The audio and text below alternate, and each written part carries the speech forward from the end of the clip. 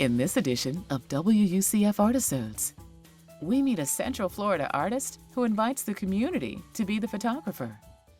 I feel like everyone in our community, they have different experiences, but we all live in the same place.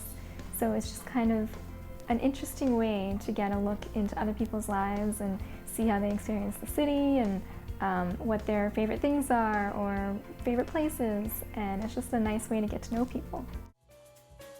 And an artist who travels back to the 1900s to perfect the craft of photography. You know, digital picture and Instagram or whatever, it's here 1 second and you forget about it the next. It's on your hard drive somewhere. And this is something that you can hang on your wall and it's going to last 200 years or more. It's all coming up on WUCF Artisodes.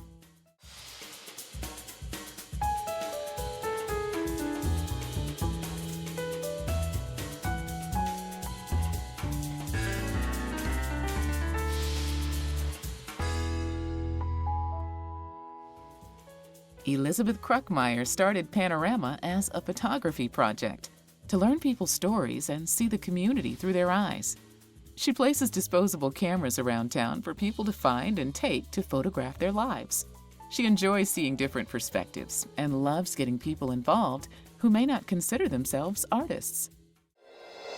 I started Panorama about 1.5 years ago, and I basically came up with the idea when I was driving home from work one day. And you see a lot of people driving on the road or walking, and I wanted to know their story and I wanted to know more. And I was just trying to think of a way that I could find out about other people, and I thought this was a good way to do it. I feel like everyone in our community, they have different experiences, but we all live in the same place. So it's just kind of an interesting way to get a look into other people's lives and see how they experience the city and what their favorite things are or favorite places, and it's just a nice way to get to know people. Panorama is a project where we put disposable cameras around town for whoever finds them, anybody, and there's an instruction sheet with it, and it says to take it for a week and photograph their lives, and there's a return spot, and I collect them and get them developed, and we have a show. Well, one of my favorite things is actually putting the cameras out and then seeing who picks them up, because we kind of keep an eye on it until it gets picked up. And it's just exciting, and it's just as much fun for me to see what the results are going to be. And I'm always impressed. Everyone has really impressed me every time, because I've had a lot of people doubting that things were going to turn out well, just letting cameras be around town. But everyone takes it with good intentions, and I'm always very pleased with what they do. Some of the more interesting pictures that we've gotten back are ones, in my opinion, that are a little unique.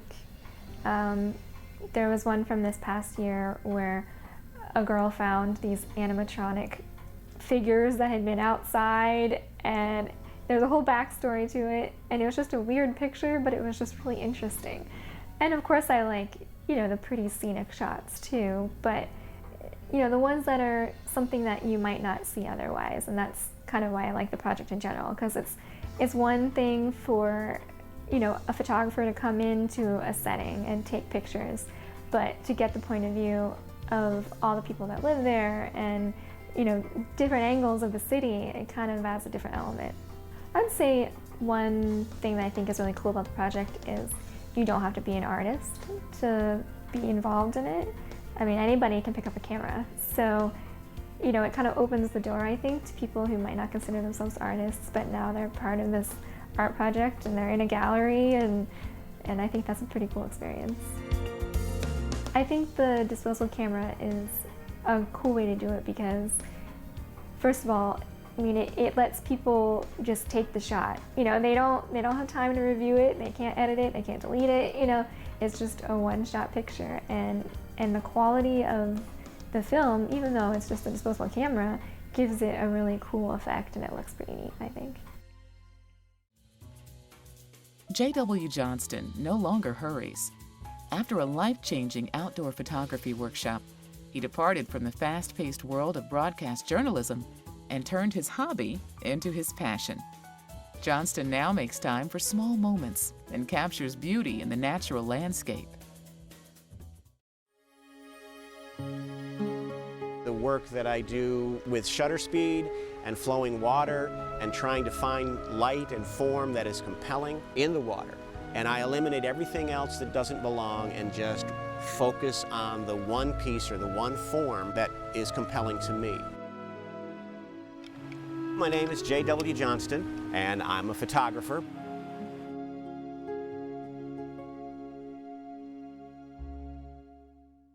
I got into photography first just as an interest, a passing interest. It then turned into a hobby, which then turned into a passion.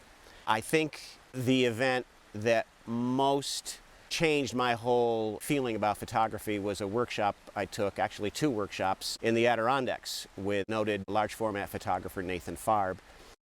Spent a week hiking, photographing, sharing our work with other folks who enjoyed photography as well.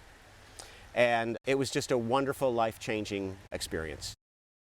When I got back into the real world, the world of broadcast journalism, very high pressure, very high stress, I realized that that was going to change at some point. I needed to make a transition from broadcast journalism into photography. At the time, natural landscape photography. But then I developed a passion not just for landscape photography, but also doing it in a fine art way. When I was photographing the natural landscape, I just found myself to be at peace. I find there's something about the beauty that you find in nature that is very powerful. It's good for the spirit, it's good for the soul. And when I would get done spending some time out in the natural world, I'd feel a whole lot better. What I want to do is to share some of my feelings about the beauty that you find in the outdoor world. That's one reason why I exhibit my work, that's why I have my website, that's also why I teach photography. What I enjoy most about teaching is seeing growth on the part of my students. Some of them need help technically. Some of them need to figure out a way to help themselves see, to help, get in tune with their own sense of vision. When they do incredible work, it means a great deal to me.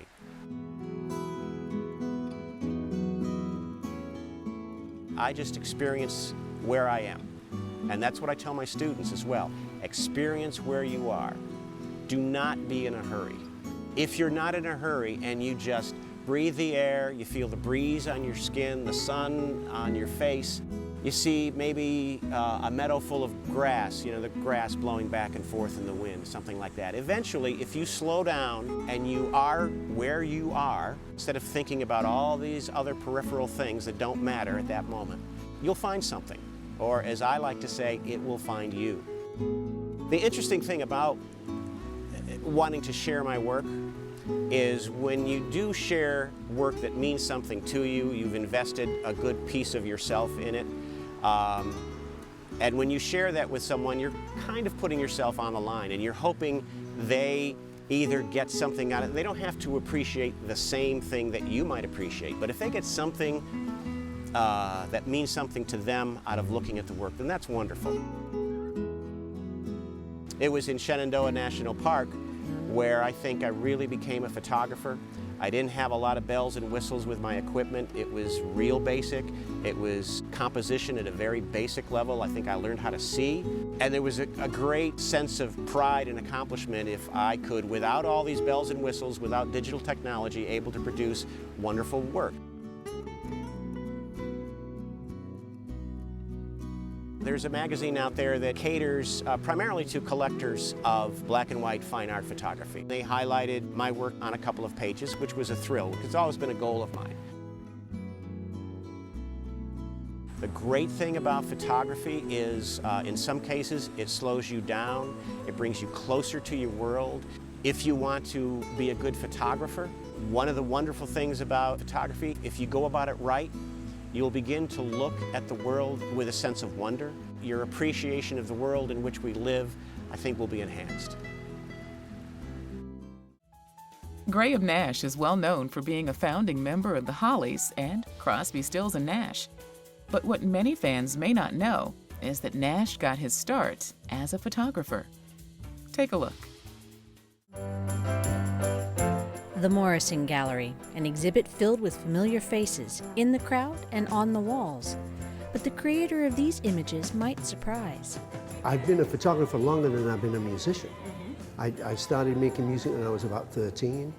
I started taking photographs when I was just over 10 years old. I have a book out called Eye to Eye, and the first portrait in there is a shot of my mother that I took when I was 11.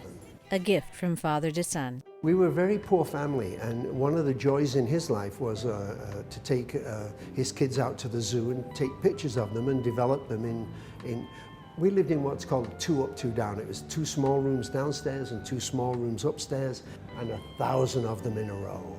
You know, but he would come home from the zoo having taken pictures, and he would take the blanket off my bed and put it up against the window to block out the light.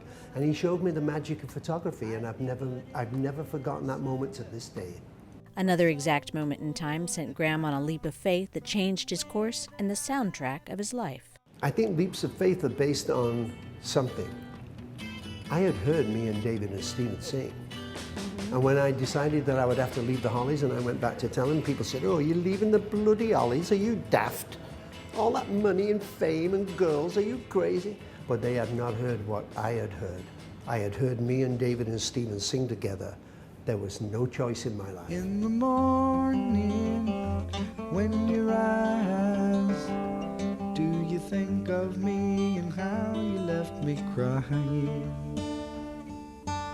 We were doing a song called You Don't Have to Cry. It's a beautiful song that Stephen wrote. And we were at Joni's house, and they sang this song. We were, "Hey, play Willie that song." So they played it, and they did it beautiful in 2-part harmony. And I said, first of all, great song, fantastic. Sing it again. And they sang it again. And I said, "Okay, bear with me, just do it one more time." And they looked at each other like, what the? And they did it a 3rd time, and I put my harmony in. Whatever sound that Crosby, Stills and Nash has was born in 40 seconds. We didn't work for it. We didn't do anything. It just happened. Well, I have time to cry, oh baby. You don't have to cry. I said, cry, my baby. You don't have to cry. I said, cry, my baby. It's easy, absolutely. But with Crosby, Stills and Nash, it's a little more difficult because both David and Stephen are harmony freaks, as I am. And so they can go anywhere.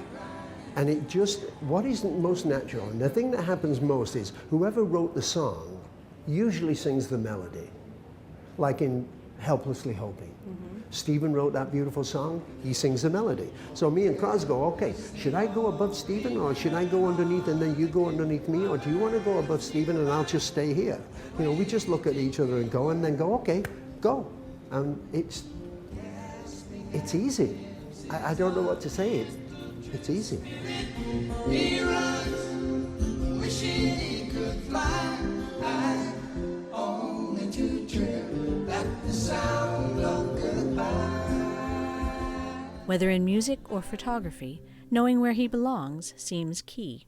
But I've had so many pictures taken of me. I know when I want to be cool. I know when I want to look like Elvis. I know all that, and I can't stand portraits like that.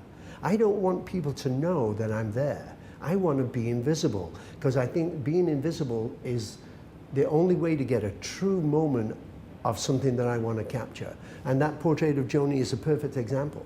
She is spaced. She's listening to her acetate of a Clouds album, and she's somewhere else. She's on another planet listening. But I was there, luckily, to be able to capture it. And Judy giving Stephen some advice. Yeah, and kissing him on the cheek. Yeah. They didn't know I took that picture. They didn't know until years later, until I showed it to them. But to me, it's all the same. People ask me, how does a musician take photographs of you? It's all the same to me. It's all the energy. It's all my energy within me. I'm just trying to shoot off my mouth. I'm just trying to affect your life. I'm just trying to make you feel a little less crazy and a little less lonely, because that's what I want for myself. And I have this ability to communicate, and that's all I am. I communicate. No one has to listen to what I say. No one. But you're not going to shut me up. Don't theorize, look in your eyes. In our next segment, We take a look back at some haunting photographs by 19th century photographer Albert Ewing. To modern viewers, the spooky cloaked figures hiding in the background of these images are the makings of a nightmare. But today, we uncover the mystery and learn just how instrumental a role they played in early photography. Albert Ewing was born in 1870. He was born in Lowell, Ohio, which is in the southeastern part of the state. He became a photographer in 1896 and photographed until 1912. Hidden mothers. Well, how would you, at that time, when you had to sit still for at least 15 seconds, record an image of a child? And if you moved, it would be blurry, or you would just get a streak. So what Ewing did was what any clever photographer would do, is cover the caretaker, the mother, the father, whoever it was, with a blanket, and then put the baby or the child right on their lap. And then in the darkroom, he could actually sort of crop out that blanketed figure in the back, and you would look like you just had the baby there, and people would wonder how the baby just laid still.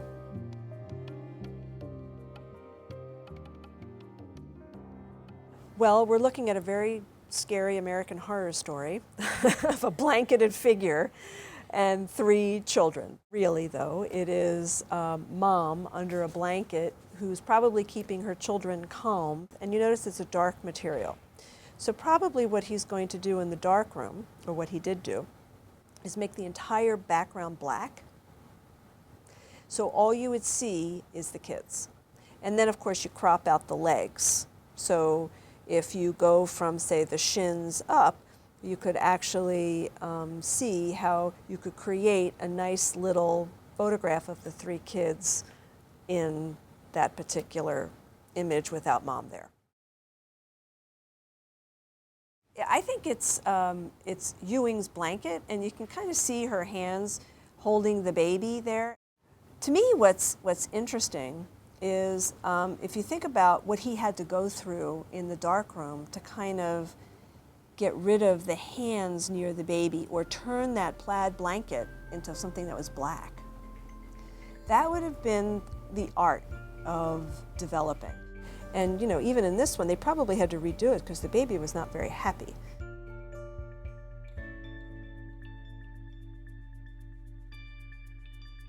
So what they did here is they covered the chair with the blanket, and it looks like mom, or whoever, could be older sister, could be grandmother, is kneeling in the back, and you can see her bonnet. The way that they're able to keep her calm is by actually sticking her hands through the blankets and then just holding her there. But he probably, when he made the print, he probably cropped out the feet, because the feet kind of look funny. They have a foreshortening there that doesn't really work. And he probably just kept the bib around the top and then cropped out the top and then came in, and it probably looked like a studio shot.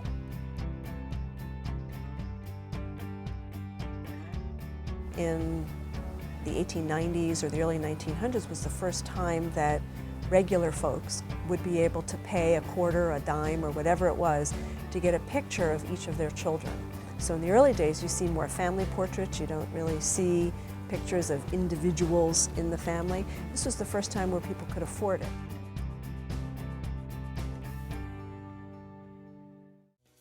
Giles Clement is a photographer who has brought the 20th century craft of wet plate photography to the present. Giles takes us through the old-fashioned process of creating an image that can be beautiful, haunting, and everlasting.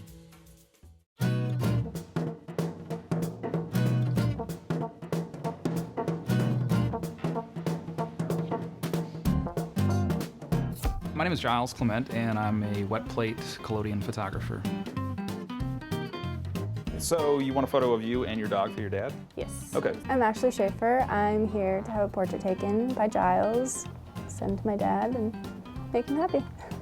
We have Jack alongside your face there, and then we just got to keep him parallel to your eyes so he stays in focus, and you do too. And hopefully he doesn't hate the flash too much, right? He's gonna hate it. Oh, Jack. Wet plate was invented in 1851 and then used up until the early 1900s. And with wet plate, you have to make the plate, shoot it, and develop it in 10 minutes or so. That's why it's called wet plate, because the whole process is wet. And it's a very fluid, fast-moving, fast-paced thing.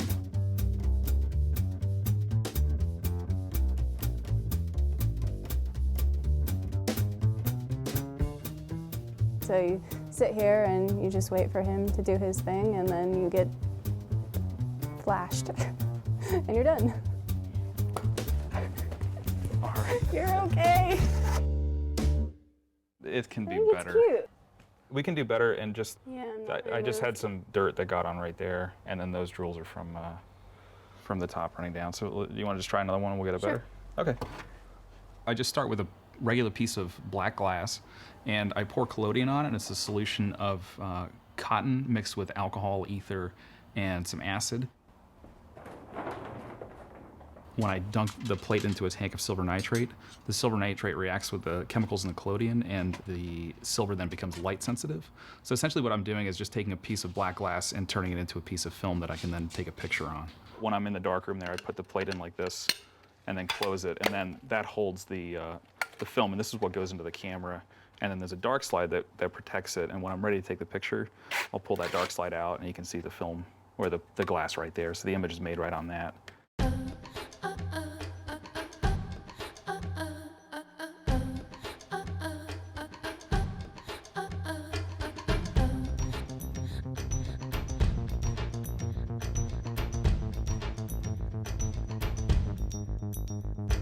Yeah, that's good, that's good.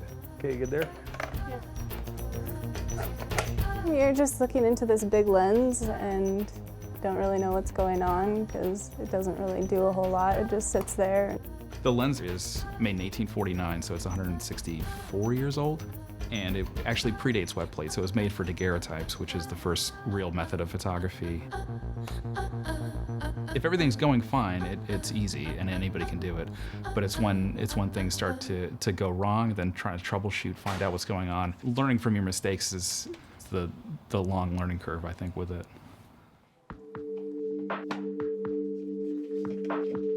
You actually pour the developer right over the plate. It'll go from just being a white, it just looks like yellowish white, the silver, and you'll see a negative image emerge out of the white. And you'll take that and put it in the fixer, and that's really where the image is made. You see a blank piece of glass, basically, and then you see an image magically kind of appear on it.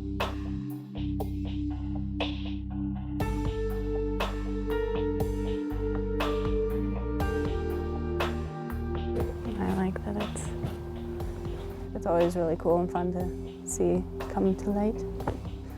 You know, digital picture and Instagram or whatever, it's you know, it's here 1 second and you forget about it the next. You know, it's on your hard drive somewhere. And this is something that, you know, you can hang on your wall and it's going to last 200 years or more. It's very addicting. It's really difficult to do, and it's difficult to perfect, and I always want to get it perfect or as close to perfect as I can. So I keep going and keep going and keep going, and I certainly don't get bored. Frustrated, yes. Bored, not so much.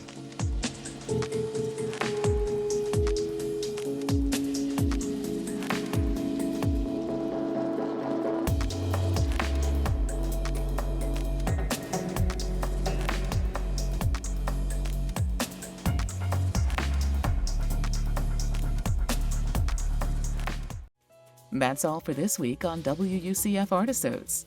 Thanks for watching.